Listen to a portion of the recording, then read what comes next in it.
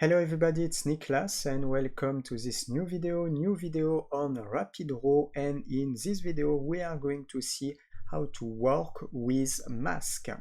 You can subscribe to this YouTube channel if you like the content.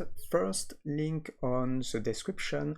The complete course RapidRaw is available if you want to learn this software starting from scratch with a course structure. It will be on the first link on the description. You will see the models, session of the course, what you will be able to learn in this training course to perfectly master RapidRaw. In the second link on the description, this is a website in link with this YouTube channel. You can discover software in these YouTube channels, have basics of this software, and second link on the description, it is like an online school. You can pick a course and you can learn any graphic software. So we are going to start with the mask. The first thing that I'm going to do is to select the first image just here, and on this area I will select this image and double click on this image. So after to do this work, to have access to the mask area. So here we have the different adjustment, but when you apply this different adjustment on this area, you will apply the adjustment directly on all the images. The interest to work with mask is to apply this adjustment only on a specific area on your image that you can choose depending of the mask that you used. When you click here, you can see the mask features, and you can create a mask by subject, sky, foreground, brush, linear, and radial. The first basic mask that you can use, it is a brush. So for example, you can select brush here, and after to select a brush, you have your mask component with a brush appearing here, and in the mask property, you can define the brush size and you can define a brush feather. The feathers, what is it? So the size is pretty simple. It is just the size of your brush, and the feather, it is to have a transition between with the edge of your brush to a little bit below on the edge of your brush. And if I use my brush here, as you can see, you can, for example, put your brush and you can create a specific area. You can also use eraser, and in this case you can just use your brush and you can erase something just like this. If I just come back with a brush here, I will select the area more with the sky, just like that, and I will do something like this, for example, here. So after to create my selection, what I can do, I can apply a adjustment, and the adjustment will apply only on this area. So it means I can work with the exposure, and the exposure, as you can see, will appear only on this area, as you can see, and not on all the images. If on this area I want maybe to improve the details, or we have also the effect, it depends about what we can do. We have also the curves, and we can find also the color as well. So if I go, for example, in the presence clarity, I can increase the clarity only on this area and the structure only on this area as well. You can also click here, go out, and you can see the transformation on this area. So this is the principle of the mask. If you come back to your mask here, you can also mix multiple masks. So it means if you click on plus, you can create not if you click on plus, you can also create another mask. So it means I can select linear and I can complete with another linear mask, or I can click on radial, and you can create multiple masks and add the mask together on your area. If you want to invert, you can invert your mask and apply, for example, the adjustment on the inverted area. To remove a mask, you just click here. The second type of mask that you can use will be a linear mask. So for example, if I click on linear here, I can create a linear mask. The aim of the linear mask, you can move this point, and you can create a transition with a gradient. Because if you click here, you can extend and you can create more transition or reduce the gradient transition here. For example, on the left, I can desaturate. On the right, I can saturate. So on the left, what I can do, I will go in the properties, I will select colors, and on colors, I will deactivate the saturation to -100. As you can see, the left area is now black. If I want to reinforce the saturation on the right, I just need to come back to my adjustment, and on my adjustment, I will increase the saturation just like this. And thanks to that, I can create this selective black and white. I can repeat this process with circular. Here I show you with black and white, but you can apply any adjustment. I will go back to the mask and I will remove linear.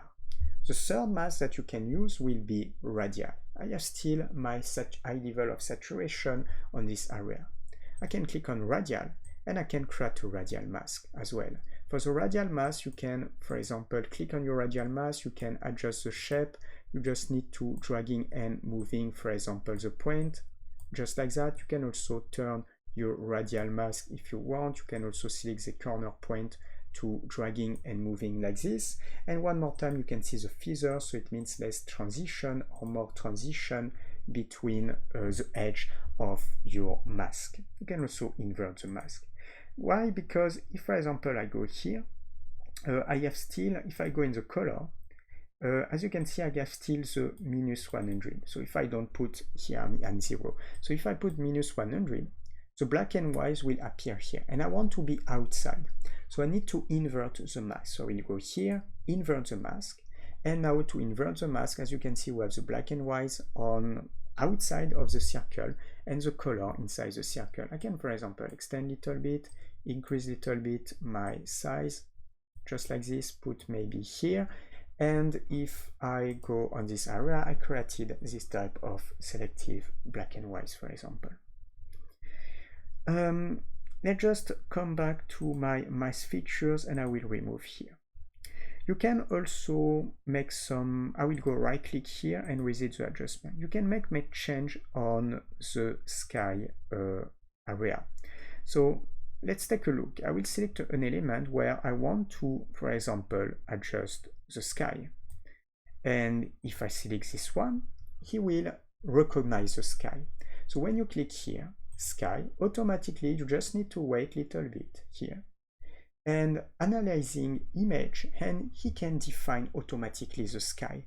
And after that, you can make adjustment on the sky. You can also extend a little bit with grow, so you can extend a little bit the selection, and you can also apply more feather, just like this. Now, if I click here for my sky, I can, for example, work with the exposure, just like that, so I can decrease or I can increase the exposure. Let's just decrease a little bit the exposure. I can put more contrast on the sky as well, just like that. Here I think I decreased too much the exposure. Let's decrease a little bit less. I can select the details and I will apply sharpen, clarity, and structure on the sky to reinforce like this. And here it is some effect I'm not going to use. So if I just click here, as you can see, I adjusted only I just put my adjustment only on the sky area. You can see the difference before and after, just like that. So now let's just go right click here and I will visit the adjustment, and it works from anything. So it means you can select any images. You can, for example, select this one, and on this one you can use mask, you can select sky, and it is the same type of thing. He will recognize the sky and you can adjust with, for example, adjustment only on the sky. Let's just go right click, visit the adjustment. It works for any type of images. I can select this one as well, and if I define sky just like this, he will define the skies and I can make any type of adjustment after. So this is the principle of work. And the two last possibilities I'm going to show you with this image. Another mask that you can create, it is subject. The aim of subject is you can create a selection around an area. So you just need to go left click. For example, I have this statue here and I will go left click around the statue to create a selection around this one. Automatically, if I wait a little bit, analyzing images, he will recognize an area. And in this case, he defined this statue and also the rock just below, because I wanted also the rock. So now, for example, I can put more contrast on this area. I can also increase the exposure if I want, but I can do more things. I can, for example, increase the temperature. And as you can see, I can put some transformation only on this statue area. And if I click here, you can see the difference before and after. So you can do this type of thing as well. So this is another type of mask that you can use. And let's just remove this mask, or I will go right click here, visit the adjustment. And I will show you a last possibility with, for example, my last possibility that I will show you will be this one. And the last possibility is foreground. When you select foreground, you will define an element structuring your images. So an element, maybe the most important element of your image looking on the foreground, it will automatically recognize. And when I click on foreground, automatically he defines this area with the pagodas. And it is, for example, something that I would like to put in the foreground. So he will define this one. After, one more time, you can grow a little bit or apply feather if you need. And I can make adjustment. For example, on this area, I can put a little bit more contrast. I can input a little bit more exposure, just like this. It's too much, but maybe a bit more. On this area, I can continue. I can select, for example, color, and I will increase the vibrance and the saturation as well on these pagodas. And if I continue, I will have effect, but I'm not going to put effect, but I will define details, and I will add a level of details with sharpen, little bit clarity, and little bit structure as well from this area. Maybe we can put around 20 here, around 20, maybe 6 here, and maybe 28 here. As you can see, if now I click on this area, as you can see, we can reinforce only this area selected, so only the area with the pagodas, for example. And this is why it can be pretty powerful to use, and I can see the difference before and after, just like that. So this is the type of things that we can do. We are going to stop here for this video. If you like, subscribe to this YouTube channel. First link on the description, the complete course RapidRaw is available. If you want to learn this software starting from scratch with the course structure, it will be on the first link on the description. You will see models, session of the course, what you will be able to learn, a complete course, different hours of training content to perfectly master RapidRaw in the first link on the description.